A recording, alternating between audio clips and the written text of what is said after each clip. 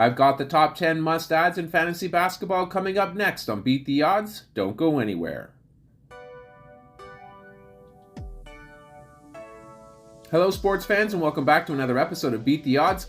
I'm going to count down the top 10 must-add players ahead of Week 20. If you like this content, please smash that like button, and a special thanks goes to all of our subscribers who have been watching these videos, as you now account for almost 19% of all viewers. To the other 81% of viewers that haven't yet subscribed, I encourage you to do so, as it helps me create these videos for you. Also, leave a comment on a player that you think deserves to be on this list. With fantasy basketball season starting to wind down, it's time to jump into fantasy baseball, and I have 2 leagues for you to join. Got what it takes? Well, go ahead and jump into my Yahoo or ESPN league. I've got 4 spots left in the Yahoo league and 2 spots left in ESPN. Don't delay, sign up today.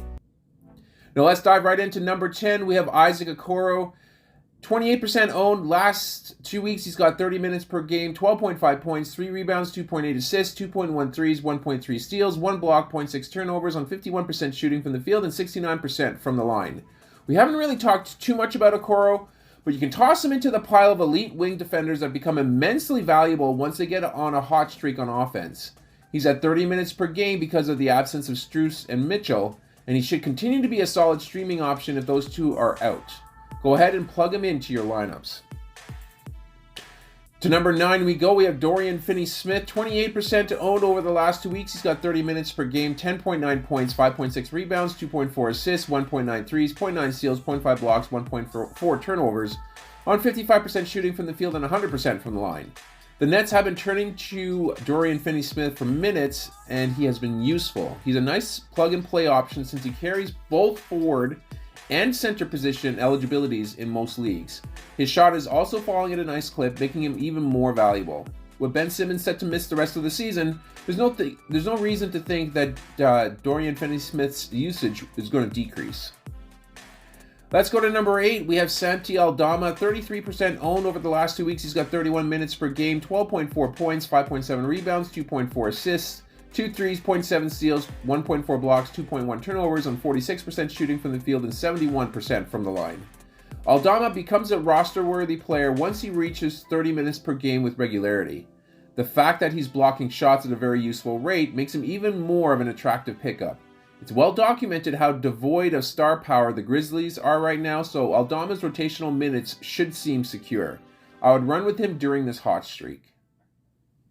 Moving on to number 7, we have Nick Richards, 47% owned over the last 2 weeks. He's got 32 minutes per game, 11.2 points, 7.7 rebounds, 0.2 assists, 0.8 steals, 1.2 blocks, 1 turnover on 72% shooting from the field and 73% from the line.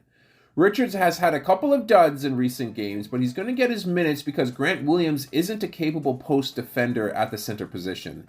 He hasn't had a ton of success from a 36 standpoint, that being Richards, mostly because LaMelo has missed so much time, but he is certainly worth a pickup because the minutes are gold right now, and he is going to be getting enough of those to close the season.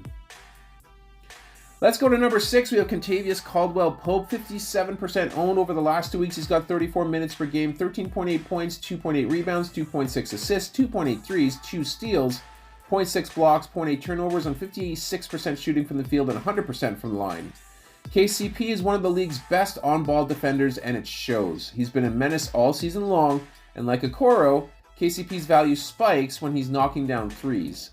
He has a secure role on the team as he logs the 3rd most minutes behind Jokic and Murray. KCP's 3 and D numbers are elite right now, so picking him up should give you the boost that you need in both threes and steals. Moving on to number 5, we have Jaime Jaquez Jr., 37% owned over the last 2 weeks. He's got 30 minutes per game, 13.9 points, 4.4 rebounds, 2.7 assists, 1.1 threes, 1.6 steals, 1 turnover on 59% shooting from the field and 72% from the line.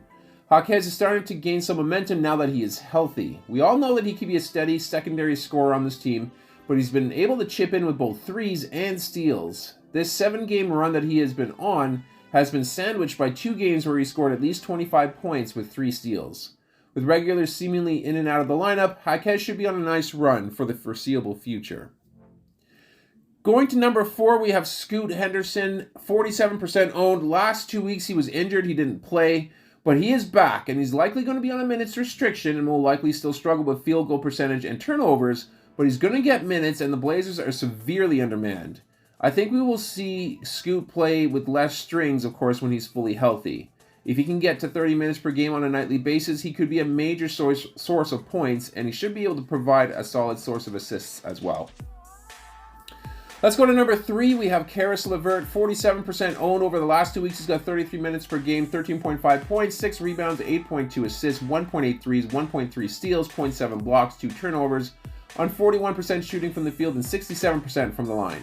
Now, LeVert's assists and rebounds totals have been skewed a bit by a 15 assist game and a 12 rebound game last week.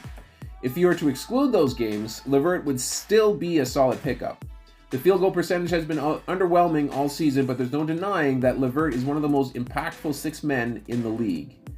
He is going to be needed while Donovan Mitchell is on the mend.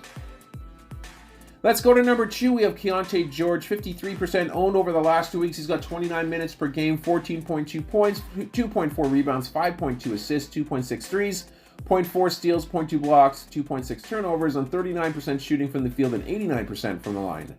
George has missed a game because of an illness that also caused him to depart from his game on Monday, where he logged only 6 minutes. That Monday game caused his counting numbers to be skewed down. We already know what to expect with his field goal percentage, but we can count on him to put up a high number of threes and be a solid distributor for the Jazz. Given the direction of the team, expect George to soak up a lot of minutes. And finally, at number 1, we have Paul Reed, 56% owned over the last 2 weeks. He's got 23 minutes per game, 10.9 points, 7.1 rebounds, 2 assists, 0.7 threes, 0.7 steals, 1.6 blocks, 1 turnover on 52% shooting from the field and 83% from the line. Now, Reed is coming around. Now that he has been the primary big with Embiid out of the lineup, he has been able to stabilize his production a little bit. His percentages are strong, and he's always been an effective shot blocker, but now his minutes are creeping into the mid-20s, which is where I really like Reed to be. Mo Bamba has chipped away more minutes from Reed than I would have liked, but it looks like the team is leaning more towards Reed to soak up most minutes at center. And that's going to do it here for this episode. I hope you guys enjoyed it. If you did, please like the video and, of course, subscribe to the channel for more content like this. I am going to sign off for now, but I will catch you guys on the next episode.